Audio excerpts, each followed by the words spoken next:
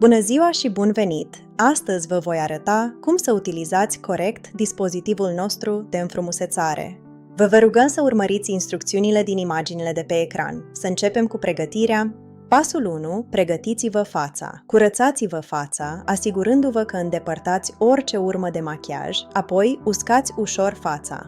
Aplicați o cantitate mică din serul sau crema aleasă direct pe capul dispozitivului. O scurtă atenționare. Vă rugăm să nu utilizați dispozitivul în timp ce se încarcă. Acesta poate fi folosit normal doar după ce a fost complet încărcat. Pasul 2. Porniți dispozitivul și selectați modul și nivelul de intensitate pe care doriți să le utilizați.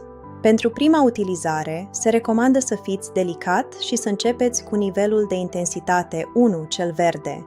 Pasul 3. Când sunteți gata, mențineți capul de masaj aproape de piele și mișcați dispozitivul încet și ușor. Dacă simțiți furnicături, vă rugăm să aplicați mai mult ser pentru a vă asigura că pielea este hidratată și nu se irită. Acum, haideți să descoperim cele 5 moduri de funcționare. Modul 1.1 este modul RF. Folosiți o tehnică ușoară de tamponare sau glisare pe zonele feței, cum ar fi colțurile gurii și linia maxilarului, așa cum se arată în imagini. Modul 2 este modul emis. Folosiți o tehnică ușoară de tamponare, începând de la colțul gurii spre gât, apoi de la obraj în sus spre frunte. Modul 3 este modul REJ. Folosește o tehnică ușoară de ștampilare pe linia maxilarului, obraj și frunte. Modul 4 este modul Lift Up. Folosiți o tehnică ușoară de tamponare sub ochi. Este normal ca ochiul să zvâcnească atunci când lucrați această zonă. Continuați la colțul ochilor și pe frunte. Modul 5 este modul Wig.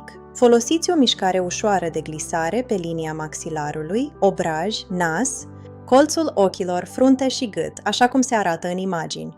La final, opriți dispozitivul, curățați-l și depozitați-l. Apăsați lung butonul de pornire, scoateți cablul de alimentare și ștergeți capul dispozitivului cu o cârpă umedă sau un prosop de hârtie, dar nu ud. Uscați-l ușor și depozitați dispozitivul în săculețul de protecție. Vă mulțumim pentru vizionare. Pentru mai multe detalii și instrucțiuni complete, puteți vizualiza sau descărca manualul de utilizare în limba română, accesând secțiunea Informații conformitate produs de pe pagina cu detaliile produsului. Vă dorim o zi frumoasă!